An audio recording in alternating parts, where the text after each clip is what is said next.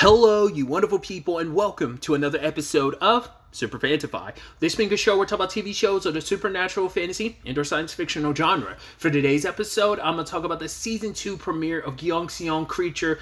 Great season premiere. A lot of really interesting things went down in this episode, so let's break it down. I want to first and foremost say, I did not have a chance to rewatch Season 1 before jumping into Season 2. I think I'm going to be okay. Luckily, I looked up some character names just to kind of refresh my memory on some characters and stuff, but I think I remember enough of Season 1 to be okay for the most part, because I don't think it's going to obviously I don't think we're going to have any of the cast, because at the end of Season 1 I wasn't sure what decade, because I think I said at the time, I'm like, what decade is it? I was like, this foot looks 80ish to me, but it seems like no, it's set present day 2024. I was like, interesting. So it has been 80 years since the events of the first season.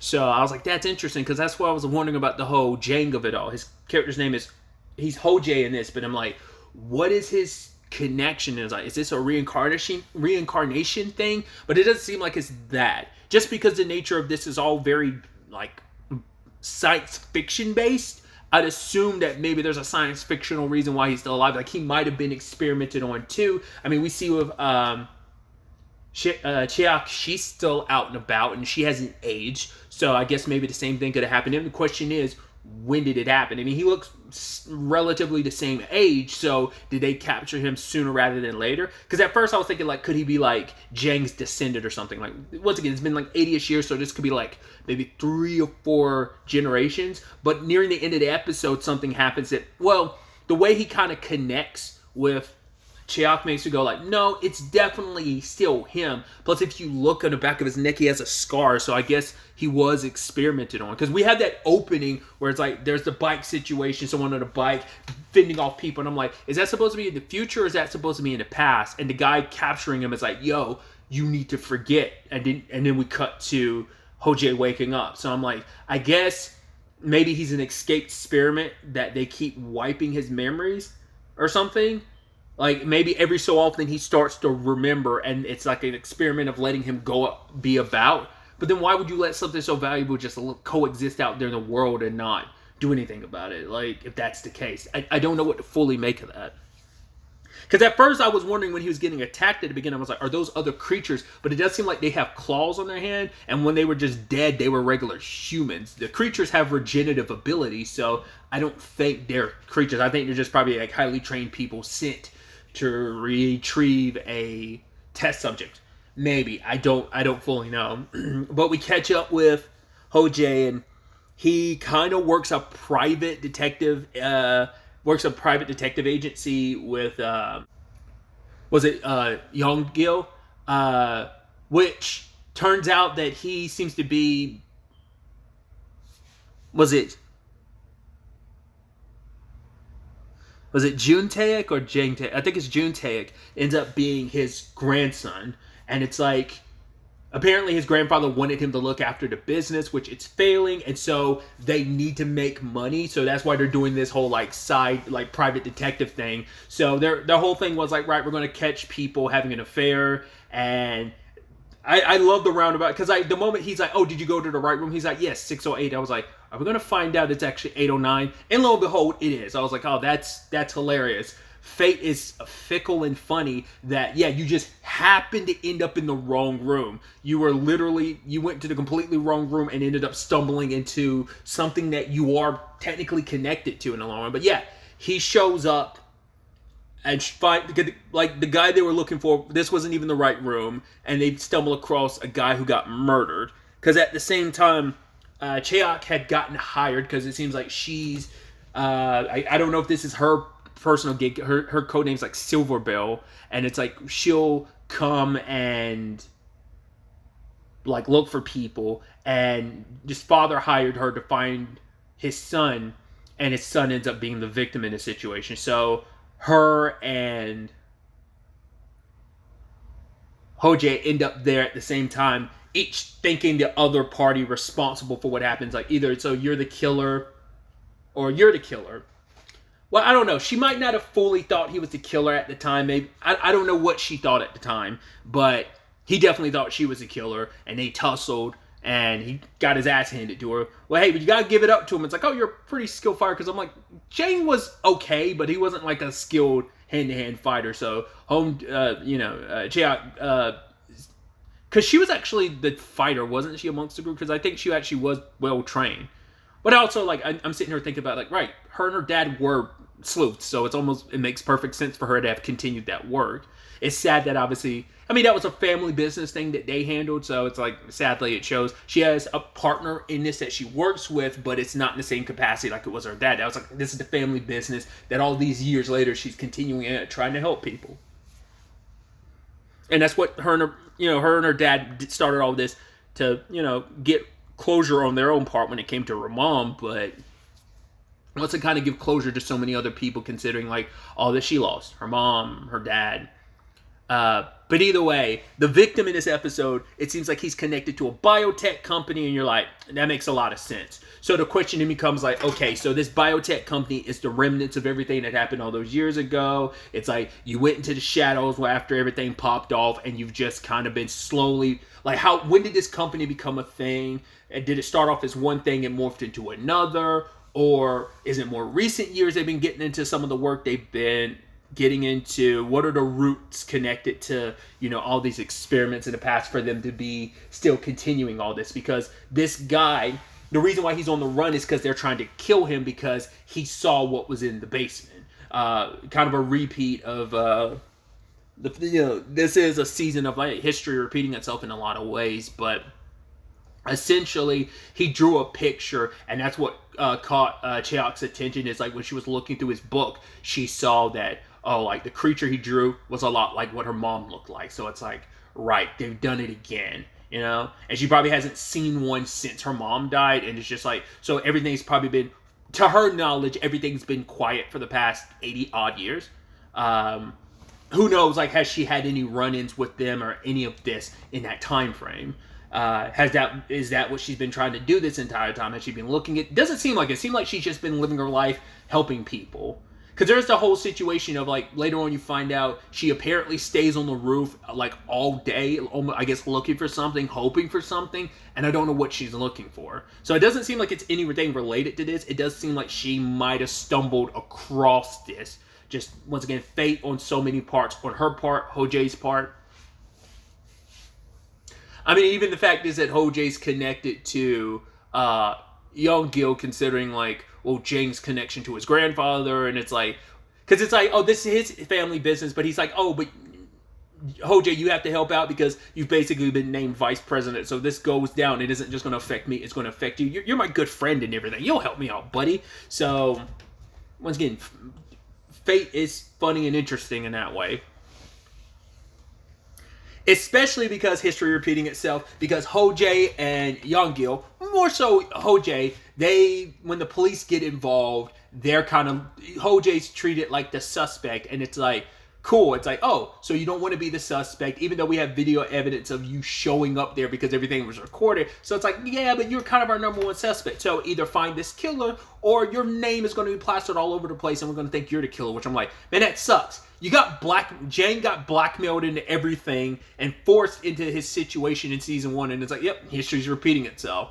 But even the cop's like, no, that he's talking to like one of the detectives he works with, and she's like, do we really need to like be sending citizens after a serial killer? He's like, remember that person we were after like sometime like just after you joined the force? It's like, yeah, Ho-jae's the one that like helped us catch him and like found him. It's like, what? Yeah, he's really good at what he does, so we can count on him in the long run. Like, he's a lot better at this than you kind of give him credit for. And I love when they pull out their fillers. It's like, right, we got to try and find this one more, because Yeong-gil is like, oh, why don't we just leave? And he's like, and go where, with what money? Because us leaving is just going to make me look more suspicious, don't you think? So it's like, yeah, we kind of have to find this woman. So they put out her picture to his network, which I love. That it's like, yeah, that was Jing's whole thing too. Like, he had like a massive network, and you see all those like pings pop up on the map, and we see all the people like getting the picture on their phone. I mean, it benefits them because it works out, but it's like, it's beautiful to know, like, right, just that large network is been translated into the modern era, just as resourceful as the past, you know?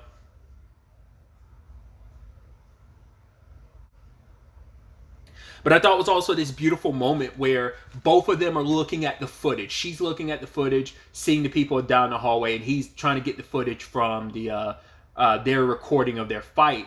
And obviously she's wearing a hood. It's dark. He only saw a little bit of her face when she was leaving out the window and the light like bounced off her face. I think she never got a really good look at him because it's dark and everything. It's not until she stops the video and sees him in the when he's walking through the hallway. I was like, right, that's why she didn't do anything in that moment, because she was dark. She didn't really recognize his face until now. She's almost like, wait, Jang? Like, she's like, wait, what's going on? And in her mind, it's like, she looks at the notebook, and I think in that moment, she's like, wait, is that how you're still alive? Because you've been experimented on? You're a mom? Is that why you're here? And that's where she like I said, I don't know if she immediately assumed he was the killer back then, but she is now. So, I mean, it all works out. Ho-jae's kind of forced to take this case because, you know, the police are forcing his hand. Initially, the end of this for Chiak was like the son dying. It's like, hey, even Madame Na, who is like her middle person, her liaison who handles these deals, it's like, hey, we were going to refund your money, but the guy's like, no, I want to find out who killed my son.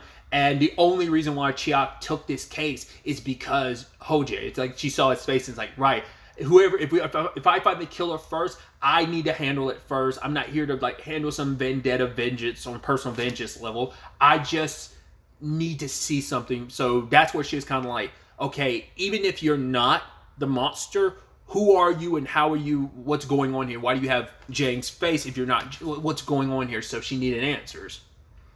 Some people point Ho-jae in the right direction. He shows up, and I love that when he looks and sees her on top of the roof, he tries to go around the corner, and when he does, she's immediately down there on the street walking past him. He's almost like, wait, what? Looks up at the building like, how did she do that? Just kind of like, just like her thing of like jumping down from a building and then just like swiftly moving. Because we do see that the real killer caught her. He was like watching nearby, like when she had escaped the building, and just he followed her. So he shows up at her house after she left to investigate, and he sees like she's still got that sketch of Jang, and he's like, oh, interesting. So that's why I'm blanking on. Once again, I feel so stupid because I'm like, I don't know if we're supposed to recognize who the killer is, because he looked at the picture of Jang and he's like, interesting. So it almost like, because they finally showed his face, and I'm like, I can't remember if we're supposed to know who he is or not.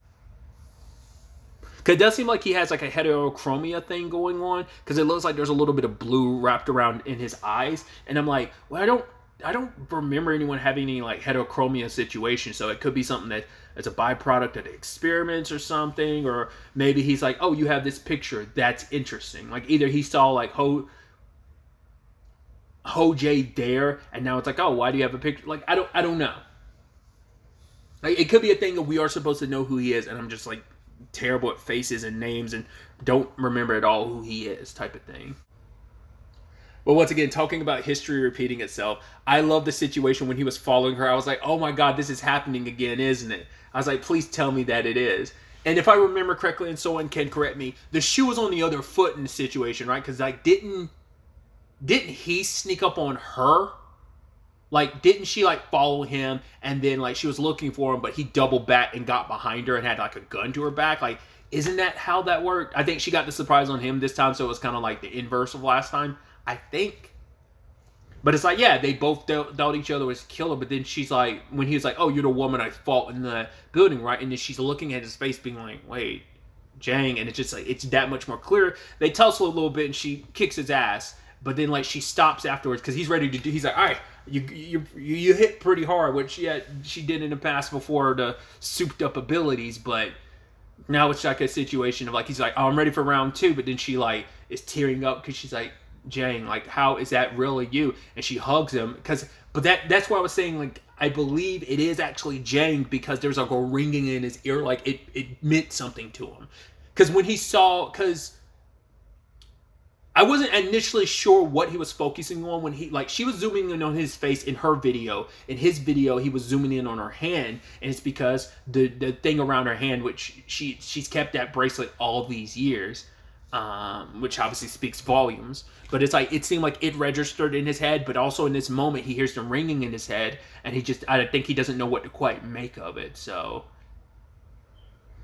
it's got to be nice to have someone, from the past, like with everyone, you've had to watch so much time pass and so many people come and go. It's like, once again, what have you been up to all these decades? Like, did you keep a watch on all the people related to Jank or what?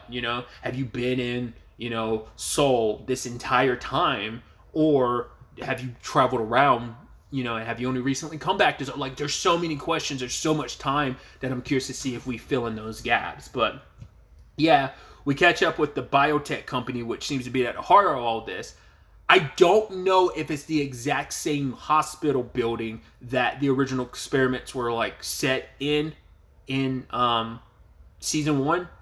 It has a similar layout, the elevator and everything, like the way the room. It could just be like, hey, it's meant to reflect that, but it feels poetic if it is the exact same building. That's why I'm like, I don't know if the streets they were walking was the actual street where they first met all those years ago. That's why I'm like, I don't know if it's the exact thing, or is it just meant to be like an homage to it.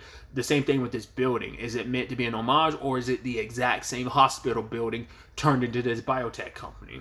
Who knows? Like I said, there's a lot of questions, a lot of interesting setup, a lot of mysteries, a lot of questions, not a lot of answers. So, once again, it's only the first episode, but I'm so excited. I've avoided the trailer. I think the trailer for this came out, because I saw the teaser, a little while back, and I think I avoided it. I don't remember how, because this release date just came out of nowhere, because I hadn't kept up with the show, so I didn't even know. I mean, for what, they were getting a season 2 this quickly.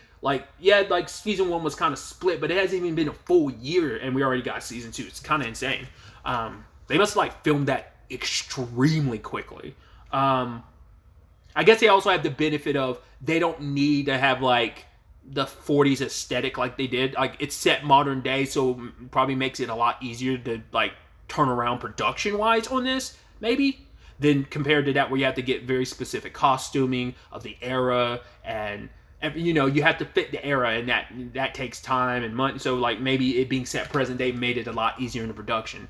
Like I said, the last 3 episodes aired in January, so it's been over 8 months and we already have season 2. It's kind of insane to me. But either way, my point is, the trailer dropped. I did not see a lick of it. I have no idea what to expect from this season. I've kind of made the point to kind of do that going forward, of not watching any trailers. So I'm so excited to see where this goes, how this plays out. Like I said, will we get any flashbacks to kind of fill in some of these gaps, or will it just be kind of dialogue based exposition, or will we actually get to see flashbacks and stuff like that? I'd assume there probably wouldn't be any flashbacks, unless it's something specifically taken from season 1, because once again, you need the production of get the right costuming and stuff like that. But whatever. Either way, I'm so excited to see where the next episode takes us as we continue with season 2. But really, that's all I wanted to talk about. To the next time we meet, be happy, be safe, live life to the fullest, and enjoy it. Good day and goodbye.